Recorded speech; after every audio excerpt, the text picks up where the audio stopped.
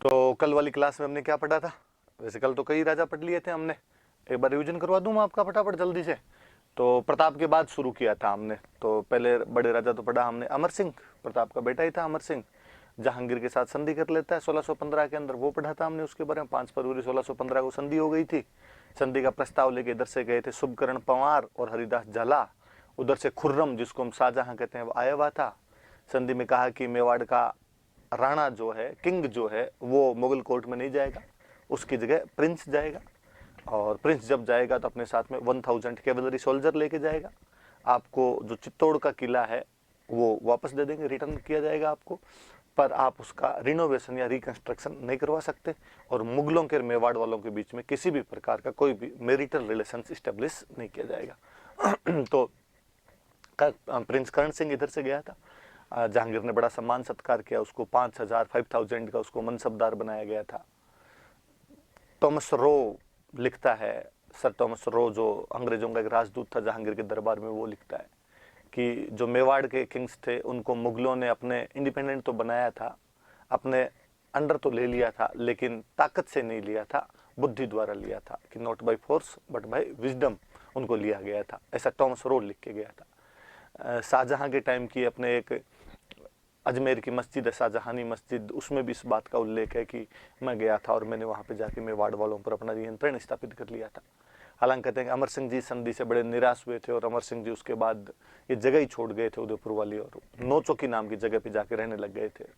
बाद में इस नौचौकी पे जब महाराणा राज सिंह ने राजसमंद झील बनवाई थी, और बाद में अमर सिंह जी की जो छतरी है वो आहड़ के अंदर बनाई गई थी। आहड़ में मेवाड़ महाराणाओं में सबसे पहले छतरी अमर सिंह की बनी थी, उसके बाद सबकी आहड़ के अंदर बनाई गई थी। ये बात पढ़ी थी। फिर उसके बाद हमने उस संधि का महत्व भी पढ़ा था कि जो स्वतंत्रता की भावना है, जो फीलिंग ऑफ फ्रीडम है, कहीं ना कहीं इंडिपेंडेंस है, उसका डिक्लाइन हुआ था। पर जब पीसफुल एनवायरनमेंट प्रिवेल्ड हुआ तो उससे कल्चरल एक्टिविटीज को प्रमोशन मिला था। फिर उसके बाद अगला राजा हमने कौन सा पढ़ा था? अमर सिंह के बाद में कर्ण सिंह ही पढ़ लिया था। कर्ण सिंह के टाइम में अब उदयपुर जब राजधानी हो गई, चावंट 28 साल राजधानी रही थी, अब उदयपुर राजधानी आ गई थी। तो उदयपुर में बाद में उन्होंने कर्ण विलास महल बनवाए थे, दिलखुश महल बनवाए थे, जग मंदिर का निर्माण शुरू करवाया था। हालांकि पूरा उनके बेटे जगत सिंह ने करवाया, इसलिए उसका नाम जग मंदिर है, पिछोला झील के अंदर। पर कहते हैं खुर्रम जब 1622 में अपने पिता के खिलाफ विद्रोह करता है, रिवोल्ट करता है, तो वो यहाँ पे कुछ दिन तक रुक के गया था, और यहीं से उसको ताजमहल की प्रेरणा मिली थी। फिर जगत सिंह जब बने तो जगत सिंह ने उस जग मंदिर को पूरा करवा दिया था। एक पुरी के जगन्नाथ मंदिर की तरह अपने यहाँ पर एक बहुत भव्य जगन्नाथ मंदिर या जगदीश मंदिर बनाया गया, इसे ड्रीम टेम्पल, सपनों में बना मंदिर भी हम कहते हैं। और उसको बनाने वाले थे अर्जुन, भाणा और मुकुंद, वो उसके आर्किटेक्ट थे। उसकी जो यूलोजी प्रशस्ति लगी हुई है उसे कृष्ण भट्ट ने लिखा था, हल्दी घाटी युद्ध का जिक्र करती है वो प्रशस्ति। उनकी जो दहाई माँ थे उनका नाम नोजूबाई था, और उनके लिए भी उन्होंने एक मंदिर बनवा दिया था, नोजूबाई का मंदिर कहा जाता है। डोनर आदमी था, अपने दानवीरता के लिए बड़ा प्रसिद्ध हुआ था। जैसे सॉरी, जो जगत सिंह थे वो अपनी दानवीरता के लिए बड़े प्रसिद्ध हुए थे। फिर हमने राज सिंह जी पढ़ लिए थे। राज सिंह जी ने चित्तौड़ के किले की मरम्मत शुरू करवा दी, एक प्रकार से शाहजहां के खिलाफ आक्रामक नीति अपना ली। हालांकि शाहजहां ने सादुल्ला खान को भेज के वो मरम्मत वापस तुड़वा दी थी। पर जब उत्तराधिकार संघर्ष हुआ था, सक्सेशन बैटल चल रहा था, तो जहां ज्यादातर हिंदू राजा दारा सिखों के पक्ष में लड़े थे, वहीं राज सिंह का इनडायरेक्टली सपोर्ट यदि किसी की तरफ था तो औरंगजेब था। पर उसने उस मौके का पूरा फायदा उठाया, और जब वो भाई भाई आपस में लड़ रहे थे तब उसने जो शाही मुल्क थे, जो रॉयल टेरिटरी थी, जो मुगलों की टेरिटरी थी, उसके कई भाग छीन लिए थे। और वो जो घटनाक्रम हुआ था उसका एक अलग से हम नाम देते, टिक्का दौड़। इंग्लिश में भी आप टिक्का दौड़ लिखना बोले, क्योंकि अलग से वैसी कोई उसके लिए टर्मिनोलॉजी बनी नहीं। अच्छा, फिर हमने पढ़ा कि जब औरंगजेब एक बार राजा बन गया तो फिर उससे खूब पंगे लिए थे राज सिंह ने। जब औरंगजेब जजिया कर लगाता है 1769 में, उसका विरोध किया था। 1669 में औरंगजेब की इच्छा के विरुद्ध रूपनगढ़ की राजकुमारी चारुमती के साथ शादी कर ली थी। जो जोधपुर का राजा था अजीत सिंह, उसको अपने यहाँ पर शरण दी थी, और औरंगजेब के खिलाफ मारवाड़ और मेवाड़ ने गठबंधन कर लिया था एक तरीके से, जिसको हम राठौड़ सिसोदिया अलायंस कहते हैं, राठौड़ सिसोदिया कोलोब्रेशन कहा जाता है। इसमें राठौड़ का मतलब अजीत सिंह अर्थात मारवाड़ का राजा, सिसोदिया का मतलब राज सिंह अर्थात मेवाड़ का राजा। और किसके खिलाफ कर रहे हैं? तो औरंगजेब के खिलाफ वो गठबंधन कर रहे थे। ऐलान करवाया था कि जहाँ कहीं पे मंदिर टूट रहे हो तो मेरे पास आया जाए, मैं मंदिर टूटने नहीं दूंगा, मूर्तियां यहाँ स्थापित करवा दूंगा। स्थापित करवाए उन्होंने कई, श्रीनाथ जी का मंदिर, सिहाड़ में, आज भी उसको नाथ द्वारा कहते हैं। द्वारिकाधीश का मंदिर कांकरोली के अंदर करवाया गया था। आपके अंबा माता का मंदिर है जो उदयपुर में बनवाया गया था। और जब चारुमती से शादी करने के लिए गए थे तो उसी टाइम की वो घटना है कि हाड़ी रानी सहल कंवर ने मेवाड़ के सेनापति सलुम्बर के रतन सिंह चुंडावत को अपना सिर काट कर दे दिया था। तो वो सिर काट के निशानी के रूप में दिया था। राजस्थानी में निशानी को बोलते हैं सेनानी, इसलिए सेनानी नाम की कविता है और वो कविता लिखने वाले हुए मेघराज मुकुल। फिर हमने पढ़ा कि उन्होंने कई झीलें बनवाई थी। उनकी माता ने जाना सागर तालाब बनवा दिया, उनकी रानी, उसको बड़ी तालाब भी कहते हैं। उनकी रानी रामरस दे थे, उन्होंने एक त्रिमुखी बावड़ी बनवा दी। खुद ने राजसमंद झील बनवाई थी, मैंने बताया था। कुछ लोग कहते हैं कि वो जैसलमेर शादी करने के लिए जा रहे थे, गोमती नदी का पानी रुक नहीं रहा था, इसलिए उन्होंने बाद में बांध बनवा के गोमती का पानी रोका था। कई कहते हैं कि नहीं, प्रायश्चित, पापों का प्रायश्चित करने के लिए उन्होंने वहां पर वो रिग्रेट फील हुआ था, इसलिए उन्होंने वहां पे ब्राह्मण के कहने पर उस झील का निर्माण करवाया था। और वैसे कहते हैं कि फेमिन, उस टाइम अकाल पड़ा हुआ था, तो फेमिन रिलीफ वर्क्स चलाए गए थे, उस समय अकाल राहत कार्य चलाए गए थे 1662 से लेकर 1676 के बीच, तब वो झील बनवाई गई थी। 25 बड़ी बड़ी शिलाओं पर उसकी प्रशस्ति लिखी हुई है, 25 भाटों पर उसका रॉक एडिक्ट है। वो संस्कृत भाषा का सबसे बड़ा शिलालेख है। इसमें बापा रावल से लेके राज सिंह तक सब राजाओं का वर्णन है। मुगल मेवाड़ संधि की बातें हैं, प्रताप के भाई शक्ति सिंह की बातें हैं। उसमें आपके ये अकाल राहत कार्यों का वर्णन किया गया है। रणछोड़ भट्ट तेलंग उसके वो है, राइटर है। उन्होंने एक तो ये राज प्रशस्ति लिखी, एक बुक और लिखी उन्होंने, अमर काव्य वंशावली। हम आज पढ़ेंगे। अमर सिंह सेकंड एक राजा हुए थे, उनके राज तिलक के बारे में उसमें बातें दी हुई। फिर उसमें एक किशोर दास थे जिन्होंने बुक लिखी थी राज प्रकाश। एक सदाशिव भट्ट हुए थे जिन्होंने बुक लिखी थी राज रत्नाकर। एक कवि मान हुए थे जिन्होंने बुक लिखी थी राज विलास। एक आपके गिरधर आसिया हुए थे जिन्होंने बुक लिखी थी सगत रसो। तो कई सारी किताबों के बारे में कल मैंने आपको चीजें बताई थी। मैं कल लास्ट में जाते हम राज सिंह की उपाधियां नहीं बताई थी, तो थोड़ी सी राज सिंह की उपाधियां और बता देता हूँ, वो भी थोड़ी याद रख लेना, फिर अगला राजा पढ़ लेंगे अपने। 2 उपाधियां मिलती है अपने को राज सिंह की। एक उपाधि उनकी विजय कटकातु,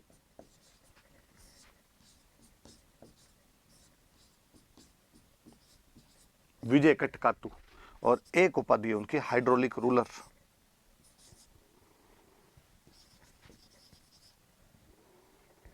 क्या हो जाएगी, मैं लिख देता हूं पहले तो। अच्छा, पूरा ही मिट जाता है कैसे। एक तो है विजय कटकातु और दूसरी है हाइड्रोलिक रूलर।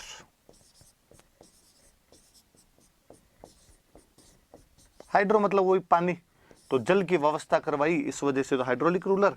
कटक, कटक का मतलब होता है सेना, तो विजय कटक सेनाओं को हराने वाला राजा था, इसलिए उपाधि होगी विजय कटक। ये भाई दोनों राज सिंह की उपाधि है, कल मैंने शायद बताई नहीं थी, तो याद रख लेना। ये राज सिंह जी के टाइटल है, राज सिंह की उपाधियां।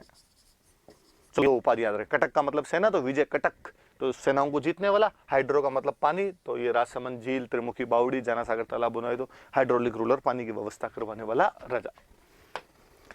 अब अगला राजा पढ़ते हैं, देखो जय सिंह, राज सिंह के बेटे थे जय सिंह। इन्होंने क्या क्या करवाया, इनके बारे में पढ़ते हैं। तो कहते हैं कि भाई एक तो जब औरंगजेब के साथ राज सिंह ने, मैंने कहा था, चला चला के पंगे लिए थे, और जो राज सिंह ने तो मारवाड़ वाले अजीत सिंह को शरण दे दी थी अपने, कहा कि मारवाड़ वाले अजीत सिंह को राजा बनाया जाए, औरंगजेब के खिलाफ लड़ाई कर ली थी। लेकिन जय सिंह शुरुआत में कुछ सालों तक तो, कुछ दिनों तक तो औरंगजेब के खिलाफ लड़ाई करता है, लेकिन बाद में उसे लगा कि नहीं यार, पार पड़ेगी नहीं, इतने लंबे समय से लड़ रहे हैं। उधर औरंगजेब के भी लफड़ा हो गया। औरंगजेब के साउथ इंडिया में उधर मराठों ने विद्रोह करने शुरू कर दिए थे, इसलिए औरंगजेब भी बेचारा यहाँ पे रहना नहीं चाहता था। वो मराठों का विद्रोह दबाने के लिए वहां पर साउथ में जाना चाहता था, और इधर जय सिंह भी चाहता था कि संधि हो जाए। तो दोनों चाहते थे, औरंगजेब भी संधि चाहता था, जय सिंह भी संधि चाहता था, तो दोनों ने संधि कर ली। पर इन्होंने, जय सिंह ने कहा, इन्होंने कहा कि हम जजिया तो नहीं लगाने देंगे, संधि करेंगे तो, वरना जो भी उनके प्रदेश अधीन हुआ करते थे उनसे वो जजिया लिया करते थे। तो कहा ठीक है, इसके बदले में कुछ छत्र हमें दे दो और हम तुम पे नहीं लगाएंगे। तो कहते हैं इस औरंगजेब के साथ संधि की गई थी, तो इसमें जजिया के बदले में कुछ इलाके उनको दे दिए गए थे। जैसे उनको इलाके दिए गए थे पुर, मंडल, बदनौर, ये वाले कुछ इलाके थे, ये उनको जजिया के बदले में दे दिए गए थे। तो याद रखना दो बातें कि राज सिंह के बाद में कौन सा महाराणा था जो औरंगजेब के साथ संधि कर लेता है, मुगल मेवाड़ संघर्ष से वापस पीछे हट जाता है, तो जय सिंह हट जाता है। और एक ये याद रख लेना कि जजिया के बदले में कौन कौन से प्रदेश मुगलों को देने पड़ गए थे, तो पूर्व मंडल और बदनेर के प्रदेश जो थे उनको देने पड़ गए थे कि भाई अब तुम पे जजिया नहीं लगाएंगे। और क्या बात है वो देख लेते हैं। एक तो औरंगजेब के साथ संधि, और दूसरा उन्होंने एक झील बनवाई थी जयसमंद झील। बड़ी जोरदार सी बात है कि उनके पिताजी ने राजसमंद झील बनवाई, बड़ी फेमस झील है, इतनी बड़ी झील है। तो कहते हैं जब राज सिंह जी राजसमंद झील बनवा रहे थे तो जय सिंह उनसे कई बार मिलने के लिए गया, गेट के ऊपर को जाकर आगे मुझे डैडी से मिलना है। राजा हमेशा राजा के उस तरीके में रहता था, पापा वाली फीलिंग लेता नहीं था राजा कभी। तो भाई मुझे पापा से मिलना है, तो कहा मैं पूछ के बताता हूँ। अंदर जाके राज सिंह जी को पूछा, भाई आपके बेटे आपसे मिलना चाहते हैं कि उसको कदो एक बार चला जाए, एक बार मैं थोड़ा झील वाला काम देख रहा हूँ। जय सिंह जी थोड़े दिन बाद में दिन वापस गए कि यार मुझे पापा से मिलना है। वापस राज सिंह जी ने कहा अरे वो मैं हिसाब किताब मिला रहा था, एक बार टाइम नहीं है, बाद में मिल लूंगा मैं। ऐसे 2-3 बार वापस भेज दिए, इसलिए उसको गुस्सा आ गया। उसने कहा यार ऐसी कौन सी झील बना रहे हो, और मैं राजा बनूंगा तो मैं इससे भी बड़ी बनवा दूंगा। और उसने और बड़ी उदयपुर के पास में अपने नाम से, पापा ने राज सिंह ने अपने नाम से राजसमंद, तो बेटे ने अपने नाम से बना दी थी जयसमंद।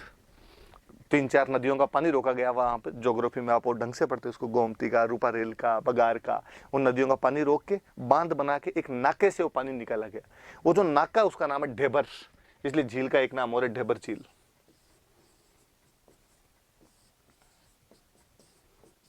ढेबर झील भी है। टापू बने हुए इसके अंदर खूब सारे, 3 मुख्य टापू है, जिनमें 2 को तो हम बाबा के मगरे और एक टापू कहते हैं पायरी। 1687 में झील बननी शुरू हुई थी और 91 तक ये झील बनी थी, 4 साल लगे थे। और अपने टाइम की ये भाई सबसे बड़ी झील थी, मानव निर्मित कोई झील है सबसे बड़ी। अब तो उसके बाद में भी और खूब सारी झीलें बन गई होगी, पर उस समय एक बड़ी झील हुआ करती थी। इस झील के पास में मंदिर बनवाया था, शिव जी का मंदिर बनवाया था, नर्मदेश्वर मंदिर। ये नर्मदेश्वर देखो, ये पूरा मिट जाता है वरना। नर्मदेश्वर मंदिर बनवाया था। और इसी जयसमंद झील के पास में एक महल बने हुए हैं। कहते हैं एक रानी थी, पंवार रानी थी, पंवार या परमार का, तो एक परमार रानी थी जय सिंह की, कोमला, रानी कोमला देवी नाम था उनका। और वो कहते हैं एक बार नाराज हो गए थे, और नाराज हो गए अलग जाके रहने लग गए थे, दूसरे महलों में जाके रहने लग गए थे। तो उन रानी वाले जो महल है उसी के किनारे हैं, और नाराज होके गए थे इसलिए उनका नाम पड़ गया रूठी रानी के महल। अपने राजस्थान के इतिहास में रूठी रानियां कई हुई है। एक तो बहुत फेमस सी है जोधपुर वाली, जो अभी 1-2 दिन के आगे वाली क्लास में अपने आ जाएगा तो हम पढ़ेंगे। पर यह भी याद रखना कि जयसमंद झील के पास में भी रूठी रानी के महल बने हुए। कोई जाता है देखता है उसको लगता है यार रूठी रानी तो मारवाड़ वाली थी, उसके महल यहाँ उदयपुर में कैसे आ गए। पर याद रखना ये जय सिंह की एक परमार रानी थी कोमला देवी, ये भी नाराज हो गई थी, नाराज होने को रूठना कहते हैं, तो यहाँ पर भी रूठी रानी के महल बने।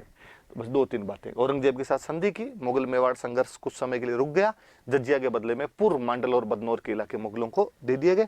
जयसमंद झील बनवाई गई 1687 से 91 के बीच, ढेबर झील भी कहते हैं। टापू बने हुए जिनके नाम बाबा के मगरे और पायरी जैसे।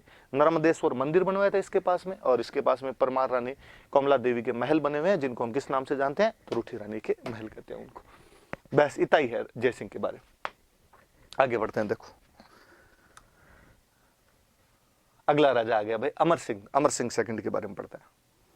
वैसे तो अमर सिंह ही थोड़ा बदमाश आदमी था, बाप बेटे में दोनों में बनती नहीं थी, जय सिंह और अमर सिंह में। पर जय सिंह की मृत्यु होने के बाद में अमर सिंह अगला राजा बना।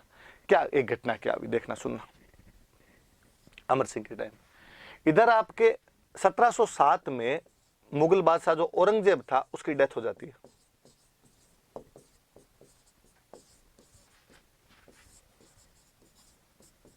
औरंगजेब की मृत्यु हो गई।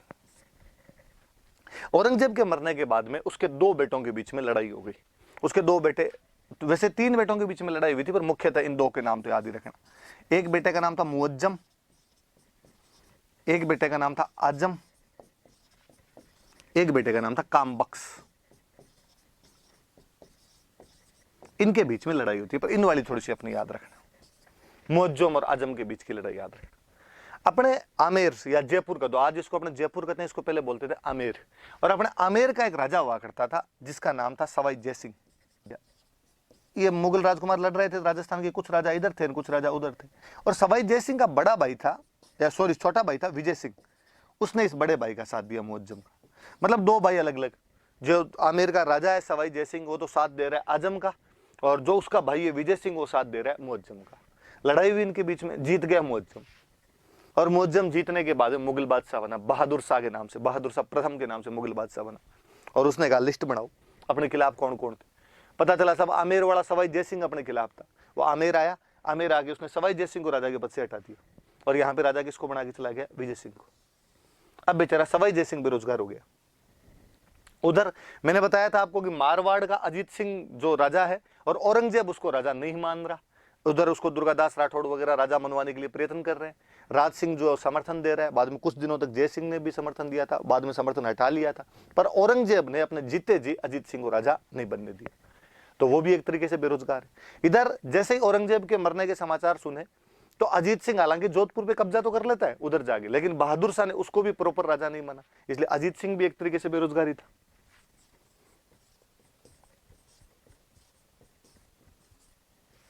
तो आपके सवाई जय सिंह को आमेर का राजा नहीं माना जा रहा है, अजीत सिंह को मारवाड़ का राजा नहीं माना जा रहा है। इसलिए दोनों सवाई जय सिंह और अजीत सिंह अमर सिंह सेकंड के पास आए, और अमर सिंह सेकंड को आका कि राणा जी आप हमारी सहायता करो, और हमारी सहायता करके हमारे रियासत हमें वापस दिलवाओ। इसलिए अमर सिंह सेकंड के, सवाई जय सिंह के और अजीत सिंह के बीच में जो समझौता हुआ था, उस समझौता का नाम है देबारी समझौता। थोड़ी बातें याद रखना, ये आगे और काम आएगी अपने बातें। अजीत सिंह को तो औरंगजेब के टाइम से राजा नहीं बनाया जा रहा था, और सवाई जय सिंह का लफड़ा ये हो गया कि मुअज्जम बादशाह बना था, और उसने लड़ाई में मुअज्जम का साथ नहीं दे, साथ किसका दे दिया था, आजम का साथ दे दिया था। चलो मैं अब और बताता हूँ, देखो क्या बात। अब देबारी समझौता कौन कौन इसमें शामिल हो रहे हैं। एक तो यही आपका अमर सिंह सेकंड, कहां का राजा है, मेवाड़। एक आपका सवाई जय सिंह आमेर,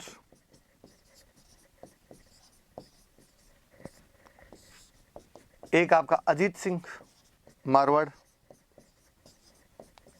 समझौता किसके खिलाफ कर रहे हैं, बहादुर शाह प्रथम, और बहादुर शाह प्रथम कौन है, मुगल एम्परर। बहादुर शाह प्रथम का दोया इसी का नाम था मुअज्जम। देबारी कहां पड़ता है, देबारी उदयपुर के अंदर एक जगह।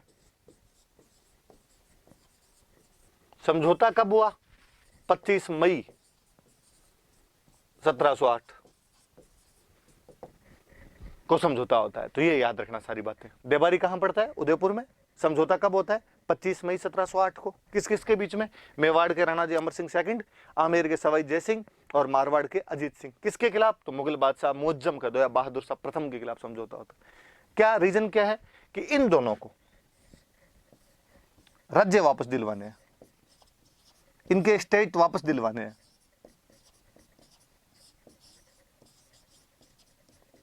इनको इनके राज्य वापस दिलवाए जाए,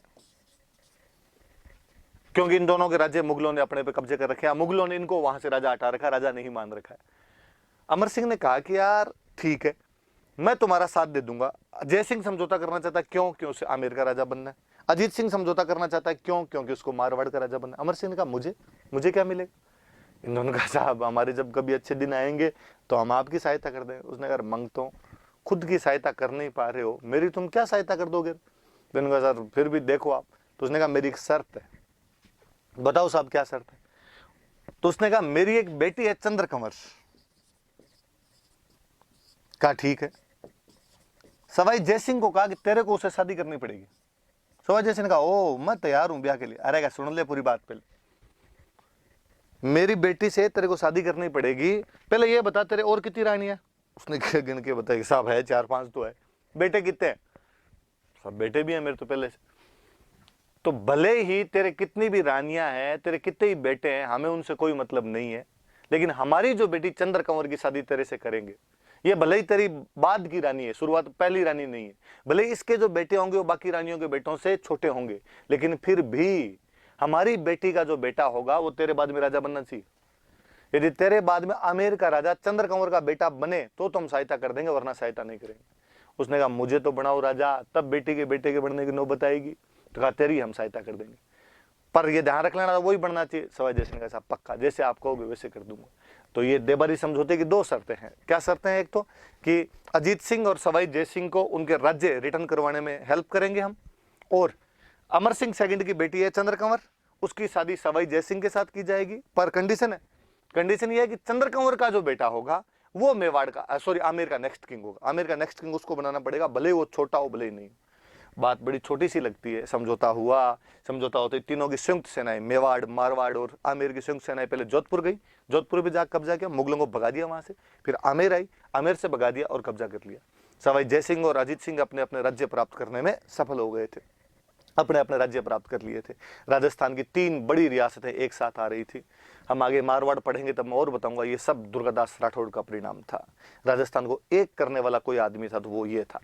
तब हमें लगता है कि वो राजपुतानी का गैरिबाल्डी है। मैं आगे और बताऊंगा आपको कि या तो कभी इटली के योद्धा गैरिबाल्डी ने इस प्रकार इटली को एक करने का प्रयास किया था, या दुर्गादास ने यहाँ पर आमेर, मारवाड़ और मेवाड़ जैसी 3 बड़ी रियासतों को मुगलों के खिलाफ एक करने का काम कर लिया था देबारी समझौते के अंदर। पर देबारी समझौता एक चिंगारी छोड़ गया, क्योंकि आगे हम देखेंगे कि सवाई जय सिंह का बड़ा बेटा होगा ईश्वरी सिंह, पर चूंकि समझौता कहता है कि चंद्र कंवर के बेटे को राजा बनाया जाए, चंद्र कंवर का बेटा होगा माधो सिंह, और भाई भाई आपस में लड़ लेंगे, ईश्वरी सिंह और माधो सिंह लड़ लेंगे। इवन भाई भाई नहीं लड़ेंगे, बल्कि माधो सिंह की सहायता के लिए उसके ननिहाल वाले मेवाड़ वाले भी आ जाएंगे, और यहाँ तक तो फिर भी पार पड़ जाती। फिर एक नई शक्ति राजस्थान के अंदर और प्रवेश करती है, मराठे, जिन्होंने अगले कई सालों तक राजस्थान को पदाक्रांत करने में कोई कोताही नहीं बरती थी। उन मराठों का यदि प्रवेश है तो उसके पीछे कहीं ना कहीं ये समझौता जरूर उत्प्रेरक का काम जरूर करता है, वरना शायद इतनी जल्दी या इतने तीव्र तरीके से मराठे राजस्थान पे कब्जा नहीं कर पाते थे। तो पर फिर भी देबारी समझौता इस वजह से क्या बात हुई थी याद रखना। प्री में पूछ ले तो फैक्ट खूब सारे, मेंस में पूछ ले तो 4 बातें बता देना आप। और तो क्या अमर सिंह के बारे में और तो कोई बात है नहीं, उसके बाद आगे बढ़ते हैं आप।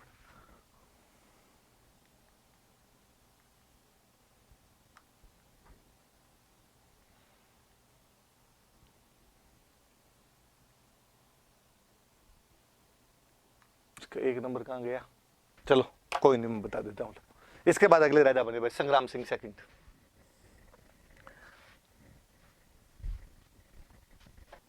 चलो संग्राम सिंह सेकंड के टाइम, एक तो देखो संग्राम सिंह सेकंड के टाइम यहाँ लिखी हुई बात नहीं, मैं आपको बताता हूँ। अभी जो मैंने मराठों वाली बात बताई, तो राजस्थान में सबसे पहले मराठे यदि कहीं पे प्रवेश करते हैं तो मेवाड़ वाले एरिया में प्रवेश करते हैं, और मेवाड़ में जो मालवा की टच वाला इलाका था वहां पे मराठों ने आके और 1711 के आसपास में वहां से टैक्स वगैरह लेना शुरू कर दिया था। तो कोई पूछेगा राजस्थान में मराठों ने सबसे पहले चौथ, मराठा टैक्स लिया करते थे चौथ, जितना आपके रेवेन्यू आता है उसका 1/4 दे दो, उसको चौथ कहा करते थे। सबसे पहले यदि चौथ कहीं से लेके गए थे तो मेवाड़ से लेके गए थे। मेवाड़ में कौन से राजा के टाइम में? तो संग्राम सिंह सेकंड के टाइम में वो चौथ लेनी शुरू कर देते हैं। हालांकि रेगुलर नहीं था, पर एक बार तो झपट्टा मार के चले गए थे वहां पे।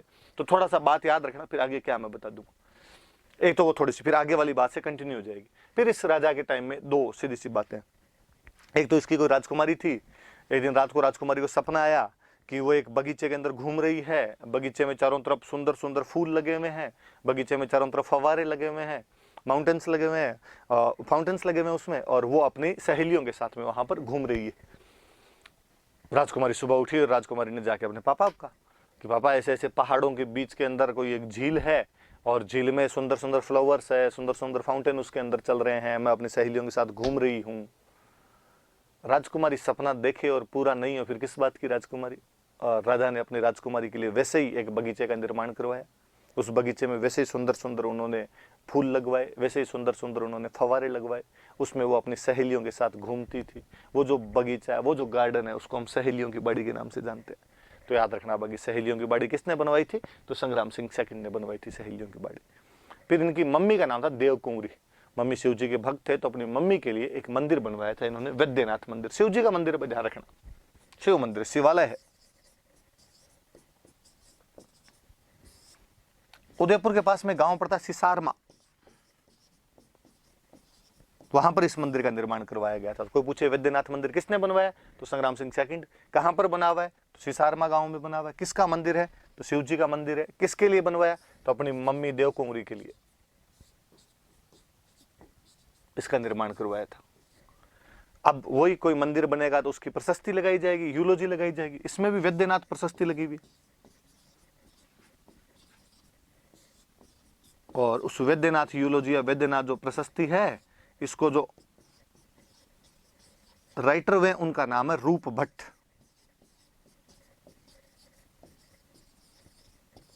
रूप भट्ट इसका राइटर है। मैंने बताया प्रशस्ति में राजाओं की तारीफें होती है, इसमें राजा की तारीफें होती, राजा कौन है? संग्राम सिंह सेकंड। तो इस प्रशस्ति से संग्राम सिंह सेकंड के युद्ध की जानकारी मिलती है। युद्ध का नाम है बंदनवाड़ा का युद्ध। बंदनवाड़ा का युद्ध, और इस बंदनवाड़ा पड़ता है अजमेर में। और इस युद्ध में मेवाड़ वालों ने मुगल सेनापति को हरा दिया था। मुगल सेनापति था रणबाज खान, मार दिया था उसको, हरा क्या दिया था? मुगल सेना को हराया गया था, रणबाज खान को मार दिया गया था। मुगल कमांडर है ये। तो ये थोड़ा सा याद रख लेना। कोई पूछे कि बंदनवाड़ा का युद्ध किस किस के बीच में हुआ था, तो बंदनवाड़ा का युद्ध संग्राम सिंह सेकंड और मुगल सेनापति रणबाज खान के बीच में हुआ था। मेवाड़ वालों की जीत हुई थी, रणबाज खान इसमें मारा गया था। बंदनवाड़ा कहां पर पड़ता है? तो अजमेर में पड़ता है। ये युद्ध कहां से पता चलता है अपने को? तो वैद्यनाथ प्रशस्ति से पता चलता है। वैद्यनाथ प्रशस्ति किसने लिखी? तो रूप भट्ट ने लिखी। कहां पर लगी हुई है? तो सिसारमा गांव के वैद्यनाथ मंदिर में लगी हुई है। किसका मंदिर है? तो शिव जी का मंदिर है। किसके लिए बनवाया गया था? तो अपनी माता देवकुंवरी के लिए इसका निर्माण करवाया गया था। संग्राम सिंह सेकंड के बारे में 2-3 बातें, और अपनी राजकुमारी के लिए एक बगीचा बनवा दिया, सहेलियों की बाड़ी। इसके बाद आगे पढ़ लेते हैं अपने। अगला भाई जगत सिंह सेकंड। जगत सिंह सेकंड के टाइम में देखो, बात देखो, लिखा है एक हुरडा सम्मेलन। वही जो मैंने बताया कि संग्राम सिंह सेकंड के टाइम से मराठे इंटरफेयर करने लग गए थे। मराठे टैक्स लेके जाने शुरू हो गए थे, और उस टैक्स को क्या बोलते थे? चौथ। और अब मराठों ने पूरे राजस्थान में से घुसपैठ करनी शुरू कर दी। जगह जगह वो ऐसे टैक्स वगैरह लेने शुरू हो गए थे। तो आमेर का राजा हुआ करता था अपने सवाई जय सिंह। सवाई जय सिंह जो पिछले राजा थे संग्राम सिंह सेकंड, रिश्तेदार तो थे ही आपस में। सवाई जय सिंह की शादी हो रखी थी मेवाड़। वो संग्राम सिंह सेकंड के पास वहां गया था, और उसने कहा था कि देखो अकेले से अपने पार पड़ेगी नहीं, और क्यों ना अपने सारे मिलजुल के और मराठों के खिलाफ युद्ध लड़ते हैं। इसलिए पहले बातचीत तो करें, क्या करना है क्या नहीं करना है। संग्राम सिंह ने कहा हाँ यार सही बात है, कहां करें बातचीत, क्या किया जाए? तो कहा आप बुलाओ सब राजाओं को, आपके नाम से सब आ जाएंगे। तो कहा ठीक। संग्राम सिंह सेकंड ने तैयारियां करनी शुरू की। कहा आपने भीलवाड़ा के अंदर एक जगह पड़ती है हुरडा, यहां पर सब इकट्ठे होंगे। क्या डेट दी जाए, कब इकट्ठे होंगे? कहा 17 जुलाई 1734 में इकट्ठे होंगे, यहां पर इकट्ठे होंगे। अरे काल सही है एकदम, यहां पर अपने इकट्ठे हो जाएंगे और अपने वहां मराठों के खिलाफ बातचीत करेंगे। राजस्थान के सारे राजाओं को लेटर वेटर लिखे। बदकिस्मती, विडंबना, ये सम्मेलन से थोड़े दिन पहले संग्राम सिंह सेकंड की खुद की डेथ हो गई। तो जब संग्राम सिंह सेकंड की डेथ हो गई, तो सम्मेलन जब हुआ तब मेवाड़ के राजा कौन बन गए थे? जगत सिंह सेकंड। तो याद रखना कि हुरडा सम्मेलन के समय मेवाड़ का राणा कौन था? तो जगत सिंह सेकंड था। हालांकि इसका मास्टरमाइंड कौन था? तो आमेरवाड़ा सवाई जय सिंह था। आउटलाइन बनानी किसने शुरू कर दी थी? तो संग्राम सिंह सेकंड ने कर दी थी। किसके खिलाफ था? तो मराठों के खिलाफ। किसका था? तो राजपूतों का। राजपूत राजाओं का सम्मेलन है, किसके खिलाफ रचा जा रहा है? तो मराठों के खिलाफ। तो राजपूत राजाओं के अंदर कौन कौन गया था, क्या क्या बात हुई थी, वो पढ़ लेते हैं आप। जगत सिंह सेकंड तो होना ही है इसमें, मेवाड़ का राजा। और कौन गया? और बड़ी रियासतें, मैंने बताया मास्टरमाइंड इसका सवाई जय सिंह था, तो सवाई जय सिंह चला गया।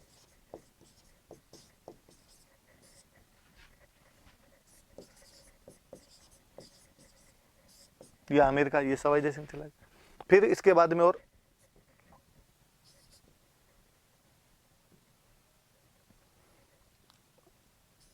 सवाई जय सिंह,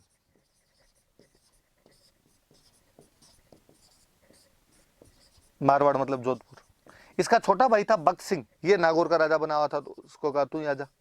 ये दोनों भाई थे, इन दोनों भाइयों ने मिलकर अपने बाप को मार दिया था, अजीत सिंह को मार दिया था। और बड़ा भाई तो बन गया था जोधपुर का राजा, और छोटे को बना दिया था नागौर का राजा। फिर बीकानेर पास में पड़ता था, बीकानेर से आ गया था जोरावर सिंह।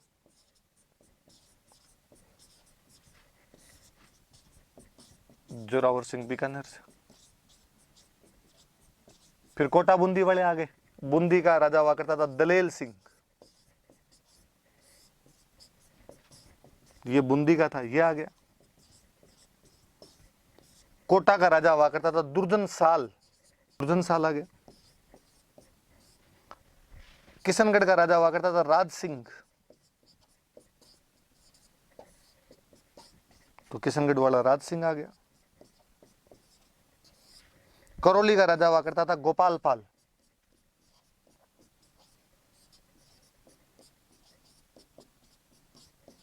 तो गोपाल पाल आ गया। खूब सारे राजा भाई, नाम याद रखना, ये प्रीलिम्स में कोई पूछ सकते हैं, सीधी सीधी बातें। हुरडा कहां पर पड़ता है? भीलवाड़ा में। कब हुआ सम्मेलन, हुरडा सम्मेलन? तो 17 जुलाई 1734 को हुआ।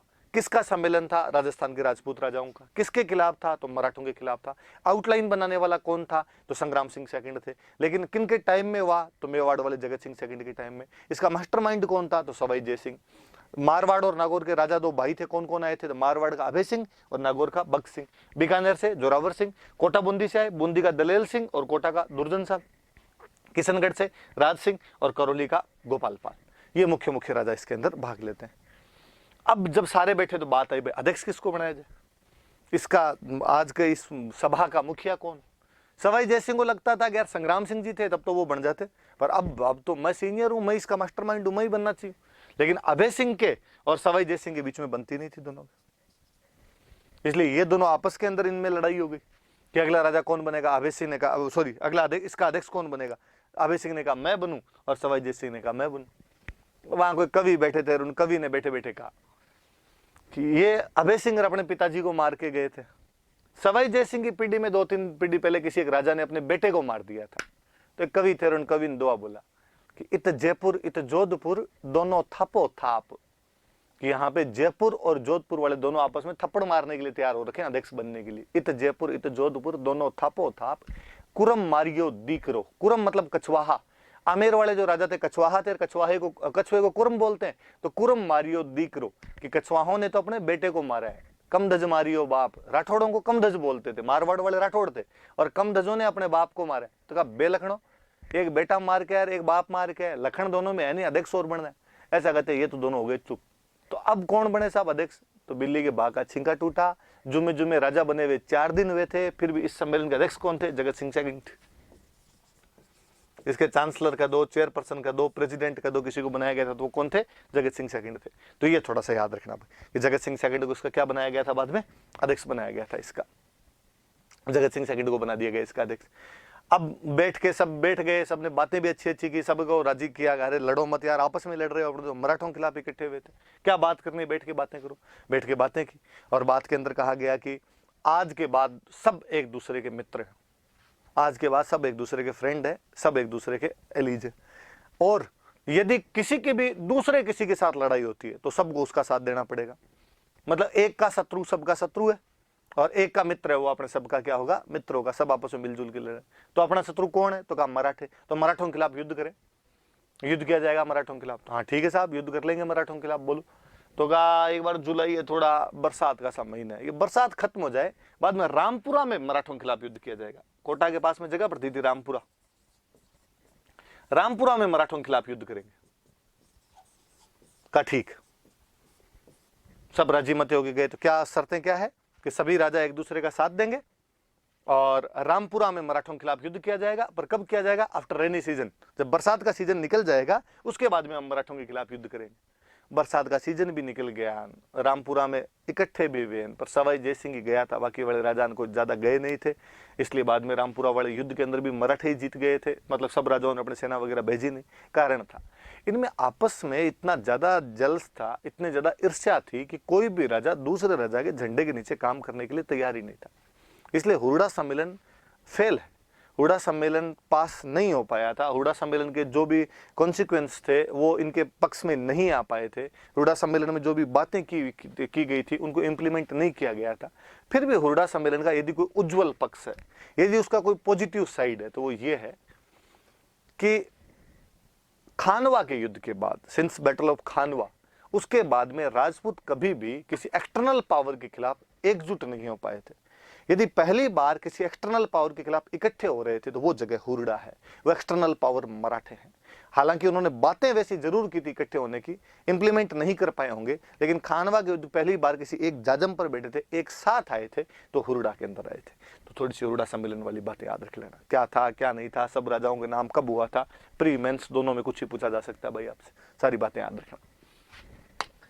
अब इसके बाद और पढ़ते हैं। देखो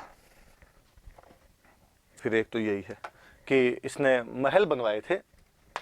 देखो जगत सिंह, दो जगत सिंह हुए, एक जगत सिंह के टाइम में बने थे जग मंदिर, पिछोला के अंदर जग मंदिर बने हुए, एक एकदम पिछोला के पास में एक महल और बना हुआ है, वो जगत निवास, जगत जहां पर निवास करेगा और जगत निवास महल हो गया तो जगत निवास महल बनवाए। इन जगत निवास महलों की जो कहानी है वो एक राइटर हुआ नेकराम, उस नेकराम ने कहानी लिखी है और उस बुक का नाम है जगत विलास। तो दोनों एक जैसी है, देख लेना। और जगत विलास में इन जगत निवास के बारे में जानकारी है। तो जगत सिंह फर्स्ट ने बनाया जग मंदिर, जगत सिंह सेकंड ने क्या बना दिया, तो जगत निवास महल। और ये किस में लिखा हुआ है, नेकराम की पुस्तक जगत विलास के अंदर लिखा हुआ है। बस इतनी बात है।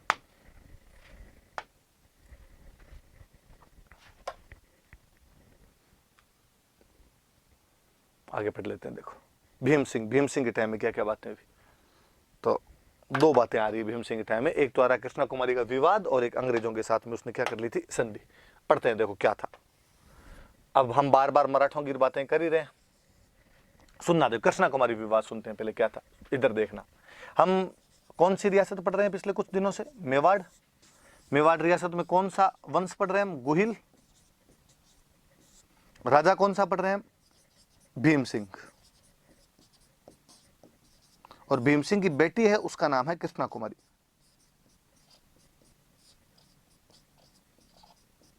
ठीक है, ध्यान रहेगी बात। मेवाड़ का गुहिल डायनेस्टी का किंग है भीम सिंह और उसकी डॉटर है, उसका नाम है कृष्णा कुमारी। इधर पास में एक रियासत और पड़ती है मारवाड़। मारवाड़ में राठौड़ डायनेस्टी है। राठौड़ डायनेस्टी का जो राजा है उसका नाम भी भीम सिंह है। मतलब मेवाड़ का राजा भी भीम सिंह है और मारवाड़ का राजा भीम सिंह है। बस वो राठौड़ डायनेस्टी का है, ये गुहिल डायनेस्टी का है। मेवाड़ वाले गुहिल डायनेस्टी के किंग भीम सिंह ने अपनी डॉटर कृष्णा कुमारी की सगाई, एंगेजमेंट इस भीम सिंह के साथ में की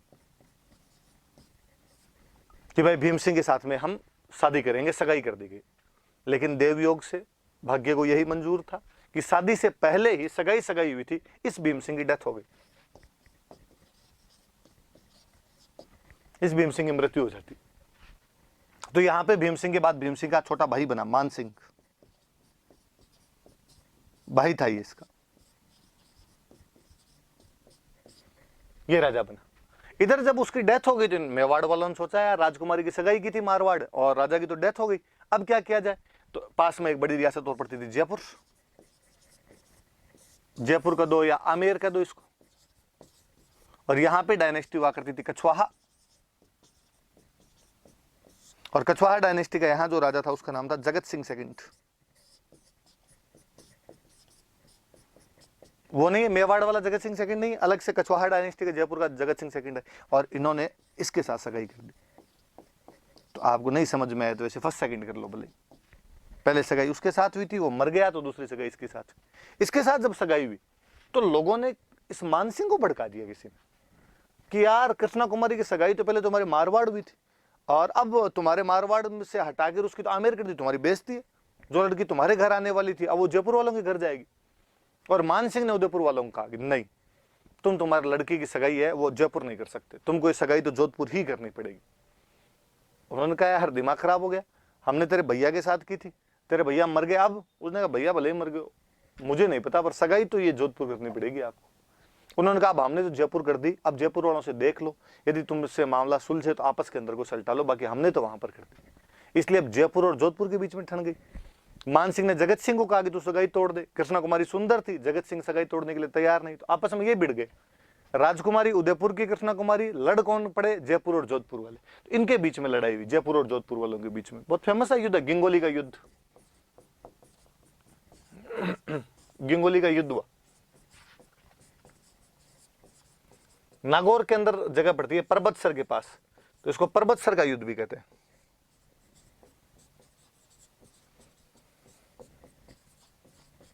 अठारह 1807 में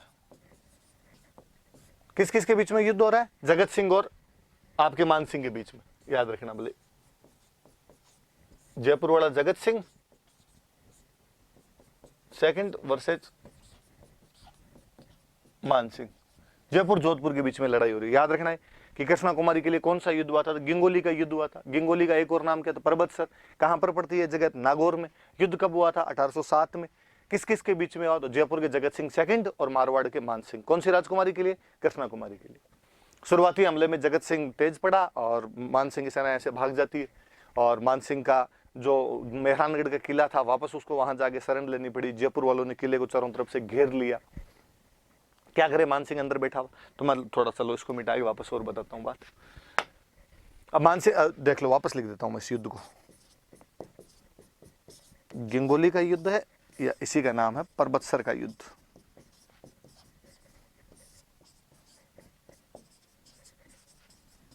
नागौर में जगह पड़ती है। किस किस के बीच में युद्ध हो रहा है? जगत सिंह सेकंड, कहां का राजा है? आमेर वर्सेज मान सिंह, और वो कहां का राजा है? मारवाड़। शुरुआत में मान सिंह हारता है, लेकिन बाद में मान सिंह एक बंदे को अपनी तरफ करता है, और मान सिंह की तरफ एक बंदा आया, अमीर खान पिंडारी। किसी टाइम में अमीर खान पिंडारी मराठों की तरफ से लड़ा करता था। मराठों की तरफ से लड़ने वाला उनका एक सेनापति था, लेकिन धीरे धीरे शक्तिशाली हो गया और अपने दम पर स्टार्टअप भी शुरू कर लिया था भाई ने, और अपने दम पर ही लड़ाई दंगे इधर उधर करना शुरू हो गया था। 2-1 हजार की फौज लिए इधर उधर भटकता रहता, जो कोई पैसे देता उसकी तरफ से लड़ लिया करता था। मान सिंह ने कहा यार तू मेरी तरफ से लड़ ले, इसने कहा ठीक। ये मान सिंह की तरफ गया, इसने जयपुर के गांव वाँव लूटने शुरू किए। तो जगत सिंह तो वहां से अपना जो घेरा डाला हुआ था, मेहरानगढ़ के किले को घेर रखा था, जोधपुर को घेर रखा था, वापस अपने जयपुर आ गया। और अब मान सिंह ने अमीर खान पिंडारी को कहा मैं तेरे को पैसे और दूंगा, तू तो अब मेवाड़ वालों को जाके कहे कि तुम यदि तुम्हारी राजकुमारी को मार दो तब तो ठीक है, वरना शादी तो इससे मैं ही करूंगा। तो कहते हैं अमीर खान पिंडारी वहां गया, इस भीम सिंह के पास में गया, मेवाड़ वाले के, और एक बंदा और था बीच में, अजीत सिंह चुंडावत, मेवाड़ वालों का एक बंदा था। अजीत सिंह चुंडावत नाम का आदमी था। इस अमीर खान पिंडारी ने और इस अजीत सिंह चुंडावत ने, दोनों ने दबाव डाला भीम सिंह पे कि अब तो ये जो लड़ाई चल रही है इनके बीच की, ये तभी खत्म हो सकती है जब तुम अपनी बेटी को मार दो। पिता तो अपनी पुत्री को कैसे मारे, पर ऐसी कहानियां हैं कि उस बेटी को जब पता चला कि मेरी वजह से ये सब हो रहा है, उस लड़की ने जहर ले लिया था, जहर पी लिया था। अब भले दे दिया हो, भले उसने ले लिया हो, पर वो बेचारी तो मरी गई थी। तो 21 जुलाई को बाद में 21 जुलाई को कृष्णा कुमारी बाद में जहर ले लेती है और कृष्णा कुमारी की मृत्यु हो जाती है बाद में। और जैसे कृष्णा कुमारी की मृत्यु हुई, इन मंगतों को पता चला जगत सिंह और मान सिंह, कृष्णा कुमारी मर गई, इन्होंने अपनी लड़ाइयाँ खत्म कर दी। उल्टा बाद में इन्होंने एक दूसरे के यहाँ पे शादियां और कर ली थी।